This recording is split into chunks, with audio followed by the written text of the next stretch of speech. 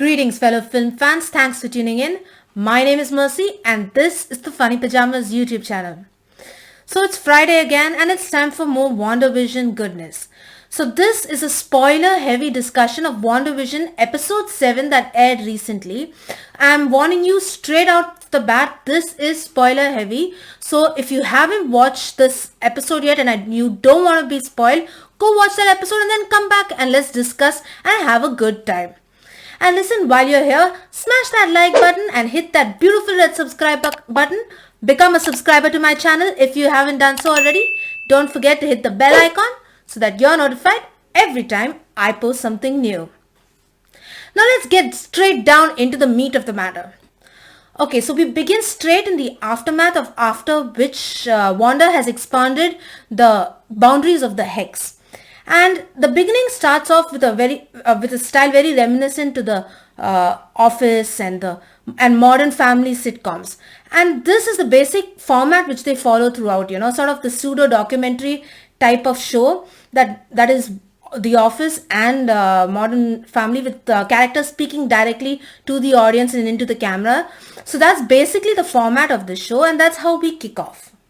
Now it's pretty obvious that the twins, Billy and Timmy, are going to play a pretty central role in this show. They're going to play pretty pivotal roles. And as I have said before, they do go on in the comics to become Wiccan and Speed. Now Wiccan and Speed are members of the Young Avengers, and we know that Haley Steinfeld is probably going to be playing Kate Bishop. So this could be the way of the Marvel creators sort of the MCU of Feige putting forward, laying the groundwork, the foundation as it were, for a Young Avengers movie or show. So I'm pretty sure that's what's going to come further down the line. Now first we sort of kick off with Vision and Darcy. Now the Hex has expanded and it covers Vision, and now Vision is now totally healed. He looks around and he seems to be in an amusement, sort of like in a circus, surrounded by clowns and people practicing various acts and all. And now we know that these people are actually the agents of SWORD. And we see Darcy Lewis, she's chained up, she's sort of like an escape artist, and Vision is like, he recognizes her, because in the previous episode, she was the only one who stood up and came forward saying, stop it, he's going to die, you need to help him. So they have sort of like, they have moments there, so, there's a connection. So Vision straight away approaches Darcy and is like, do you know me? Do you know who I am? But since Darcy is now currently inside the Hex, she has absolutely no memory of what it is she, experienced while she was outside, her actual life. So Vision just touches her head and gives her back her memories. And Darcy sort of, she realizes that she's come into the Hex and she's meeting Vision. So the two of them decide to band together and, sort of meet up with Wanda and sort of confront her. So they steal this cake truck sort of thing, and then they escape from the circus. And while they're doing that, Darcy gives Vision the basic gist of what happened in his life up until the events of Endgame. So she's like, tells him that he died and then he died again, and then Wanda had to watch it and all that stuff. And so she basically gives him an overview of what's going on. And Vision's like, why is she doing this? She must have felt so much pain, but she doesn't want to share it with me and stuff. And while they're going, they keep getting blocked. They keep meeting roadblocks. And Vision's like, this is probably Wanda stopping me from getting home. And they end up being stationary for a long time because of all these roadblocks. And Vision sort of just loses his patience, and he just goes through the top of the truck and, he flies off and such. Next we cut to Jimmy and Monica. Now, Jimmy and Monica are going off to meet this aerospace engineer that was mentioned a couple of times in the last few episodes. Now, the build of this aerospace engineer has been huge. I mean, they have mentioned him, whoever it is, twice in the show. And of course, the internet has been rife with speculations and theories, most of them centering around it being Reed Richards, most probably being Reed Richards. So anyway, Jimmy and Monica are on their way to meet up with the team who's got some equipment for them, which they are going to use to infiltrate the Hex. And while they do so, Jimmy sort of checks his phone and he sees the email that Darcy sent him. And Darcy sends him the information about Project Cataract.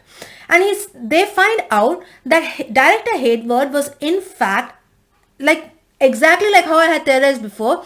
They had put a tracking beacon inside Vision, and the main reason they did is because they planned to weaponize him and make him their sentient weapon. So that was totally against wishes, but Sword was doing that. So they're on their way. They meet up this lady called Agent Goodner. Now I was hoping they would reveal this aerospace engineer, whoever it was. They haven't done so. I do hope that moving forward they do explore the possibilities. I do hope they tell us, and I hope, because if they just let it lie flat and sort of just breeze over it, it's going to be a major disappointment to a lot of fans. So I do think they will introduce this person, and I do think it'll be a pretty gigantic cameo. Here's hoping. So they go there, they find this Agent Goodness brought with her this huge, heavy duty space rover. And they decide to use, and Monica decides to drive that through the force field and into the hex. But as you would have it, things don't go as planned. While going in, the rover gets destroyed, and Monica manages to escape out of it just in time. And then she's like, screw it, I'm just going to go on my own, and sort of pushes herself past. And while she's going through it, you can see various phases of her, and there are bits of conversation mainly between Carol Danvers and her mother. There are even some sentences by Nick Fury, most of which happen in Captain Marvel. So you get a few bits of dialogue like that, and then slowly she pushes through it all and emerges on the other side of the hex. And when she emerges, you see her getting her powers, her true powers as Photon. You see her eyes glowing a blue, and when she's looking around, she's able to see the electromagnetic fields around objects. And this is where her powers actually come into being. And they do manifest further ahead as we go further into this episode. So Monica goes off in search for Wanda. She decides to find out where Wanda is and go.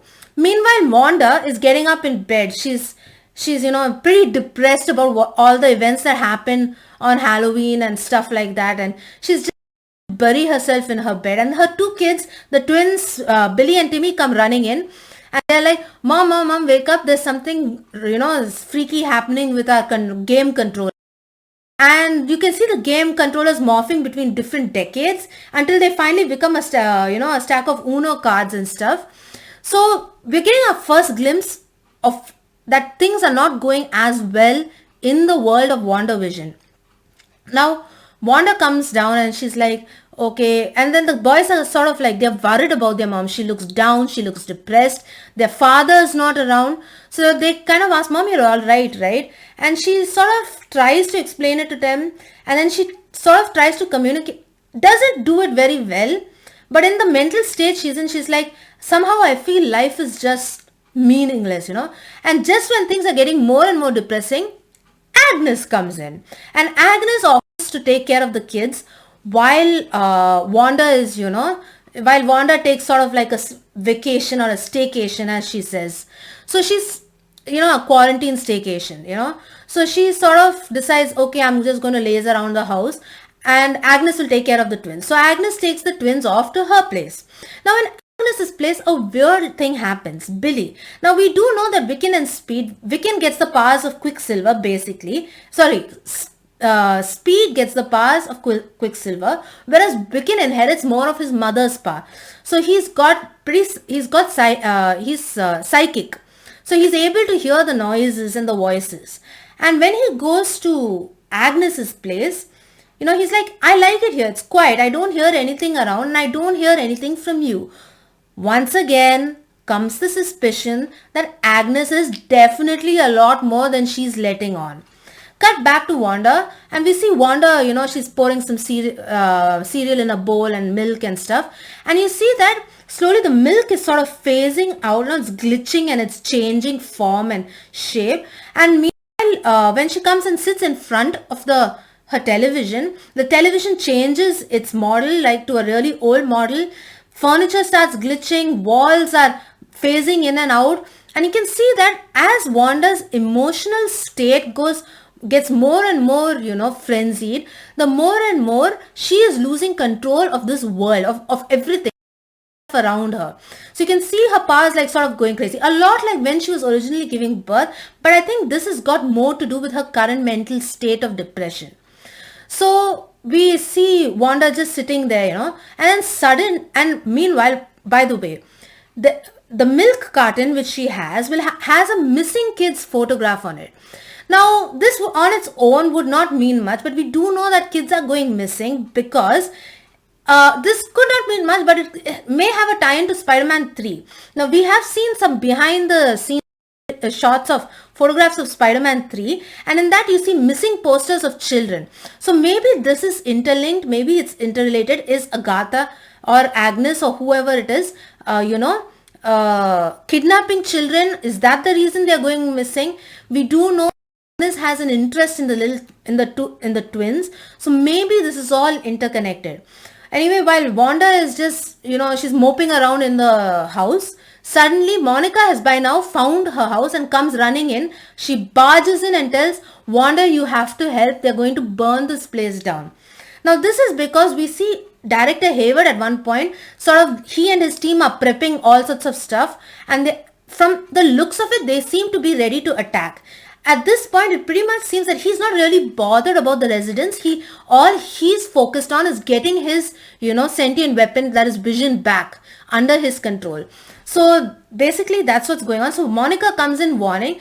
Wanda is like, no, I'm not going to listen to you, sort of. She gets mad and she doesn't want to listen to her. She pushes her out and, sort of flings her out with using her powers. And as Monica lands down, she lands in a typical superhero pose, and we see once again her powers manifest and her eyes are glowing.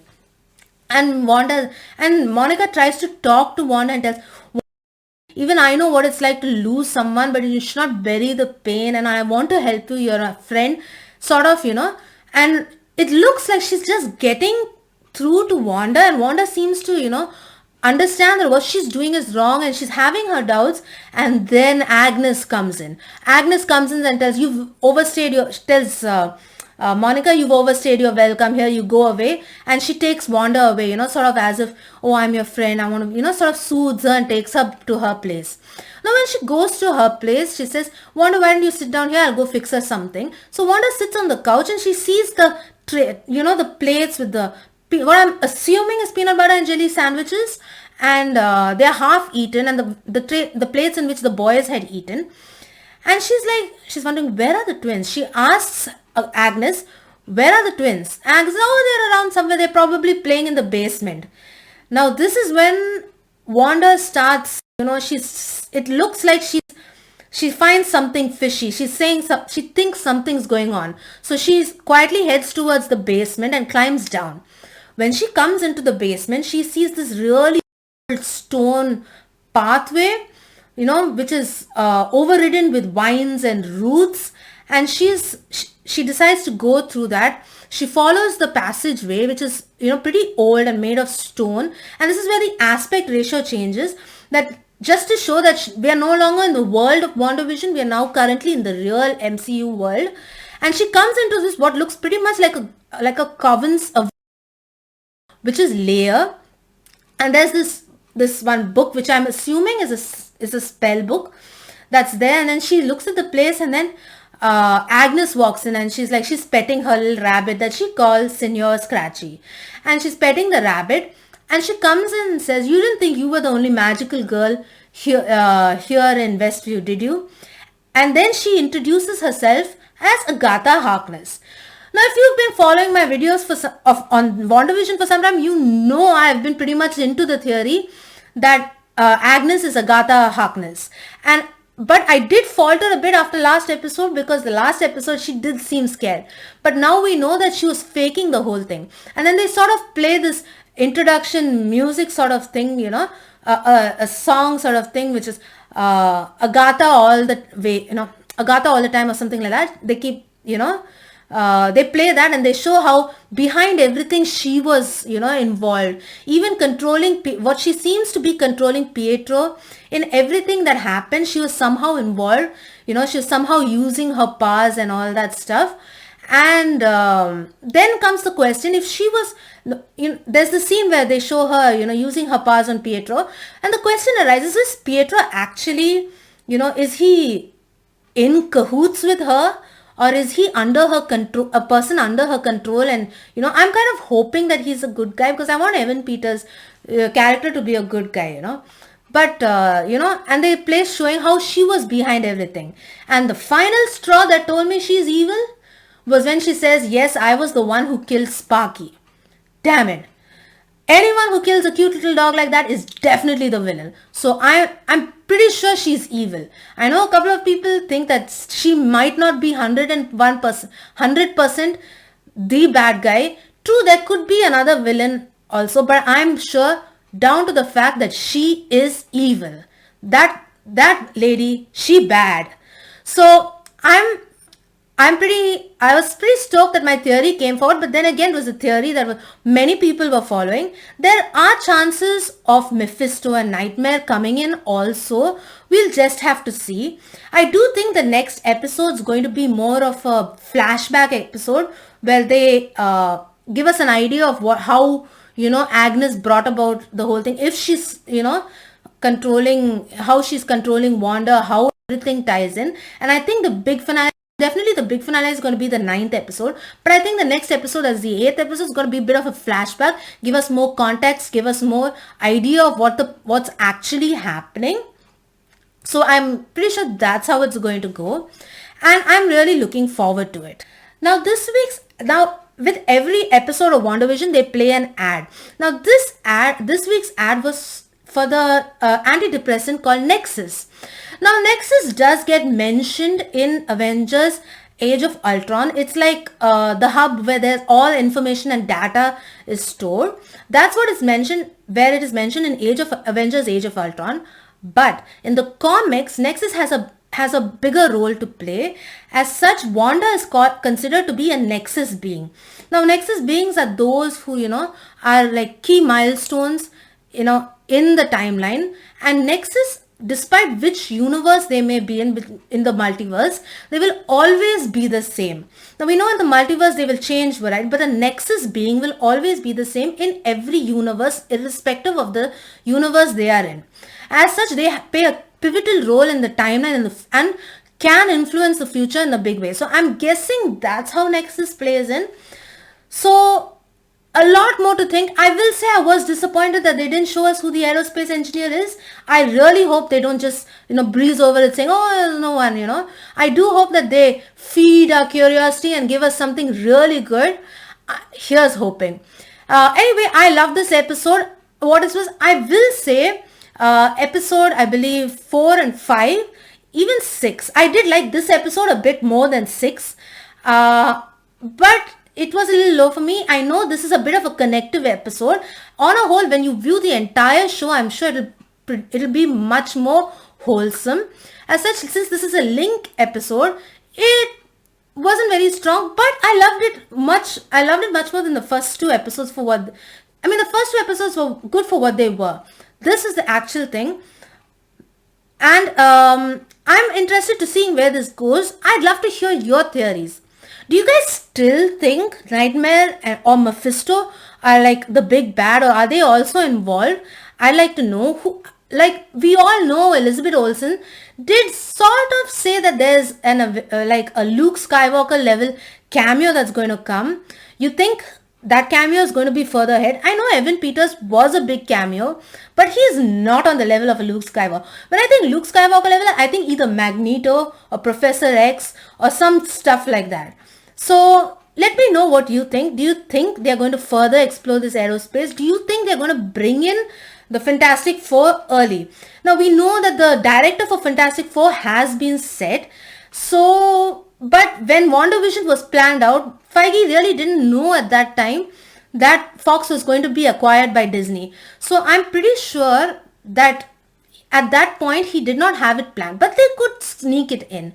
I'm hoping it's John Krasinski as Reed Richards. That's my guess, and I will lose my mind if that comes true. Well, now what about you? Let me know what you think. Hit me down in the comment section down below. Let me know what your theories are, your put on that tinfoil hat and hit down the conspiracies and stuff like that. To hear from you. And you can always contact me on Twitter at mercy_d, simply on Instagram at mercy_sd, or you can hit the Funny Pajamas Facebook page simply at funny.pajamas. And you can always contact me via email simply at mercy@funny-pajamas.com. Need I say it? Pajamas with a Y. And don't forget to check out the website. The website is www.funny-pajamas.com. Of course, pajamas with a Y. Be sure to check it out. Let me know what you think. Waiting to hear from you. That's all I have for you right now. Hoping to see you in the next one. I'm kind of, I will admit, WandaVision was not in my top spot for what among the Disney Plus shows that I was looking forward to. But the way they have taken this pretty much the third tier characters that they are, Vision and Wanda were not my favorite characters in the Avengers, not by far. And the way they've taken them and made them central characters, given them this wonderful story arc, I think it's a pretty unique story arc. I am enjoying it and I do hope they keep this up. Here's hoping they stick the landing. Like I said, that's all I have for you right now. So I'm going to bid you farewell. This is Mercy, signing out. Bye. Have a good one, guys.